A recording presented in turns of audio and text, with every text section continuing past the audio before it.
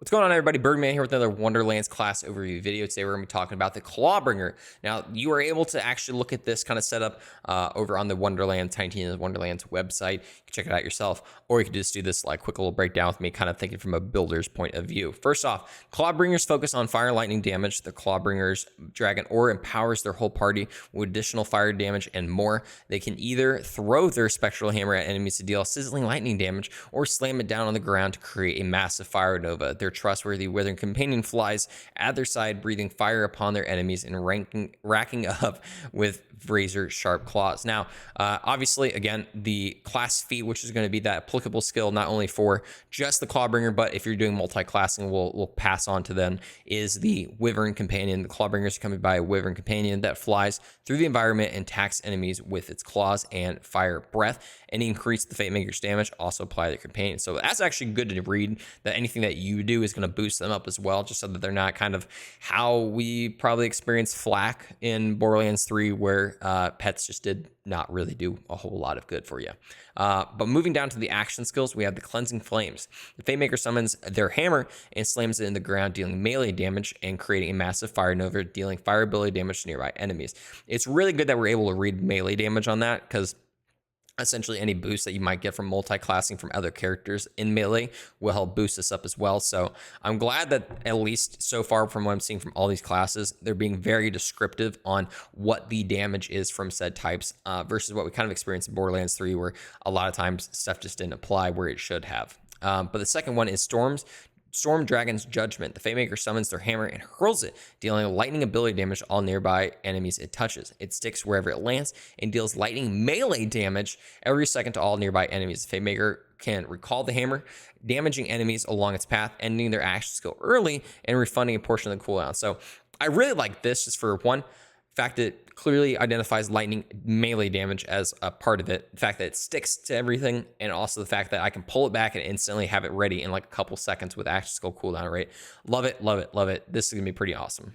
So let's go over the tier 1 skills, going from left to right. Essentially, if you're like looking at the skill tree, Oath of Fire, the Fatemaker deals bonus fire damage with their guns, and their Wyvern Companion deals bonus fire damage. So again, this is kind of cool just for the fact that we're going to get bonus elemental damage, kind of like what we experience with a lot of anointments in Borderlands 3, just immediately throughout the skill tree. So we like that. The second skill, Radiance, the Fatemaker gains increased maximum war capacity, which is essentially going to be your shield. And then Oath of Thunder, the Fatemaker deals bonus lightning damage with their melee attacks, and their Wyvern Companion deals bonus lightning damage. So essentially, they're kind of like setting the breadcrumbs here. Whenever you're using guns and like stuff like that, it's going to be fire. Whenever you're using like your melee, primarily, it's going to be lightning damage. Looking at the tier 2 skills, we have that Dragon Aura that we kind of read in the preview. The Fatemaker is surrounded by a Dragon Aura that grants themselves and all allies inside it increased elemental damage. So again, essentially, if like you had this up and you had like a Greyborn next to you, they're going to be doing more dark magic damage because of this. So I really do like this. This is going to be a good combo skill with other people, as well as probably for multi-classing reasons. Middle skill is Dedication. The Fatemaker gains increased action skill cooldown rate. The higher the reward, the greater the bonus. So this one's really incentivizing having your shield up as much as possible. I like this a lot. This will be pretty cool, especially for chucking in as many hammers as humanly possible. And then finally, Rebuke. The Fatemaker gains damage reduction for all attacks. Additionally, all allies near the Fatemaker gain a chance to reflect damage back to their enemy attackers as lightning damage. Not sure how great this is going to be all in all, honestly, but I think it'll be pretty good for like single play, but maybe with like co-op, it depends. I don't know. I just don't know if that's going to be all that worth it, especially for 5 points. At tier 3, we have Blasphemous's Favor, kill skill. Killing an enemy with a gun summons a fire orb that seeks out a new enemy, dealing fire ability damage. Killing an enemy with a melee damage summons a lightning orb that seeks out an enemy, dealing lightning ability damage. So this is kind of like Remnant that Amar had in Borderlands 3, just a little bit different. I think you'll be definitely noticing this being used a lot, especially it's 1 point, and the fact that you're probably gonna be able to scale up the fire damage and lightning damage of said orbs to do even more. That's a spicy skill. That's definitely gonna be pretty awesome. In tier 4, we have Firebolt. The Wyvern Companion will occasionally shoot firebolts at enemies, causing damage in area and leaving a splat. Additionally, the Fatemaker gains increased gun damage. Pretty interesting, 1 point.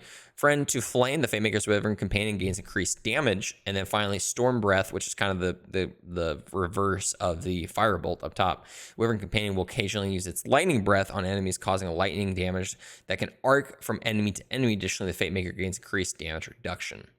Going into tier 5, we have Awe. After dealing fire damage, the Fatemaker gains increased critical hit damage. After dealing lightning damage, the Fatemaker gains increased critical hit chance. Pretty cool. Not sure how much I'm going to want this, just because, again, it's seeming like our elements are going to be our biggest buff here versus trying to go into like a whole lot of critical damage. So we'll see. Maybe this could be comboed well multi-classing with the Stabomancer. And then the second one is Indomitable. The Fatemaker would enter Save Your Soul. Instead, they refill their ward and deal bonus lightning damage for a short time. The skill has a long cooldown. I think this is going to be like an instant pick just because it's like an instant revive essentially. And then you then do more damage after the fact. Now, it does have a long cooldown. I'm guessing it's going to be about 2 minutes from what I've read from other skills. So we shall see if this is actually worth it this far down the tree. And then finally, tier 6, the Capstone, Storm Smite. Whenever the Fatemaker activates an action skill, they call down elemental bolts that deal fire ability damage or lightning ability damage to all nearby enemies. This will be great for like chucking your hammer in an area and all of a sudden all these just bolts come flying down from the sky. You can run in, do some melee damage, get some more of those like little remnant orbs flying around. Pretty cool around. I'm actually very interested in this class. Thanks so much for stopping by this video. Hope you guys really enjoyed it. Know that you can follow me over YouTube, Twitter, and Twitch at Byrdman778 and use code BYRD at G Fuel checkout for some delicious G Fuel at a reduced price, which makes it even better. So you want to use code BYRD at G Fuel checkout. Guys, thank you so much. We'll be definitely covering a lot of Wonderlands coming up here soon on March 25th. So stop on by the channel. Thank you so much. I hope you have a great night, day, or whatever it may be.